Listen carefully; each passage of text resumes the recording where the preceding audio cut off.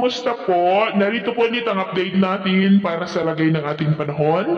Ngayong hapon po ng June 1, 2024 na kung saan sa ngayon ay iba't ibang weather system po ang nakapalibot dito sa ating bansa, shear line sa taas.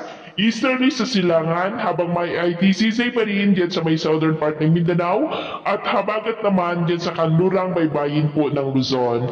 At ito naman ay pinapakita ng forecast model natin pong ginagamit hanggang po sa susunod na 2 linggo. At sa lagay ng ating panahon, ngayong hapon ay maulap ang kalangitan with isolated light to heavy rain sa ilang bahagi ng Ilocos Region, Cordillera at may mga isolated rains din sa ilang bahagi ng Cagayan Valley, Pangasinan, Zambales, Bataan, Metro Manila, ilang bahagi ng Bulacan, Calabarzon, Bicol Region, Mimaropa, Negros, Catarman, Dinagat Island, Sulu Archipelago, Zamboanga Peninsula, ilang bahagi ng Northern Mindanao, Sorsogon at Davao, maging pa sa ilang bahagi ng Surigao provinces.